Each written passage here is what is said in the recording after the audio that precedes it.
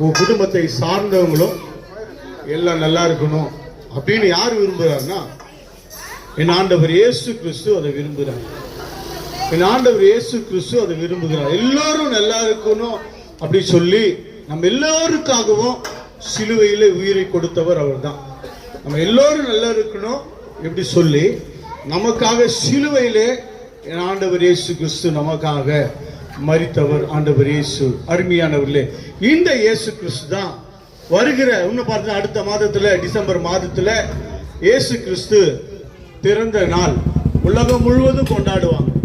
உலகம் முழுவதும் கொண்டாடுகிற ஒரு நாள். அந்த நாளில வான தூதர்களால் சொல்லப்பட்ட ஒரு வார்த்தை என்னன்னா, இயேசு இந்த உலகத்துல வந்த பொழுது ஒரு வார்த்தை சொல்லப்படுது. என்னன்னா, இந்த பூமியில சந்தோஷம், பூமியிலே சந்தோஷம் சொல்லிட்டு வான தூதர்களால் சொல்லப்பட்ட ஒரு வார்த்தை.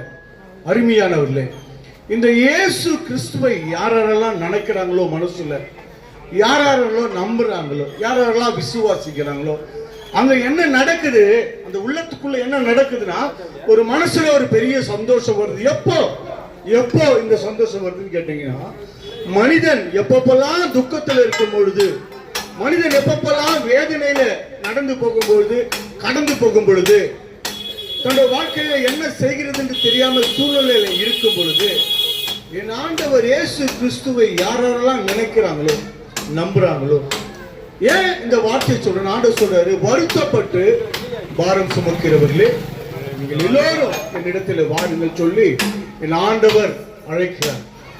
ஏன்னா வருத்தத்திலையும் கஷ்டத்திலையும் பாரத்திலையும் உள்ள ஜனங்களை ஏன் ஆண்டவர் இயேசு அழைக்கிறார்னா, இந்த இயேசு கிறிஸ்து உள்ளத்துக்குள்ள வரும்போது ஒரு பெரிய சந்தோஷம் இந்த பூமியிலே அவர் பிறந்த பொழுது உண்டான சந்தோஷம் ஒவ்வொரு மனிதனுடைய உள்ளத்திலே அது நடக்குது, உருவாக்கப்படுது.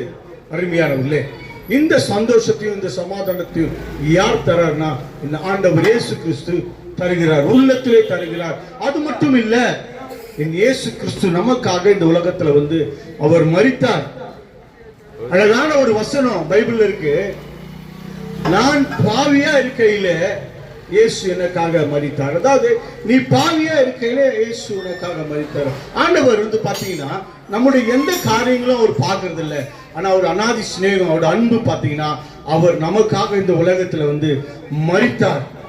ஒரு நண்பனுக்காக, ஒரு நண்பன் உயிரையே கொடுக்கிற நண்பனுக்காக ஒருவன் மரிப்பான். ஆனா ஆண்டவர் இயேசு நம்ம எல்லோருக்காகவும் இந்த உலகத்துல வந்து முழு முழு ரத்தம் சிந்த சிந்த சிலுவையில இயேசு மரித்தார். அது மட்டும் இல்ல, ஆண்டவர் இயேசு உயிரோடு எழுந்தார்.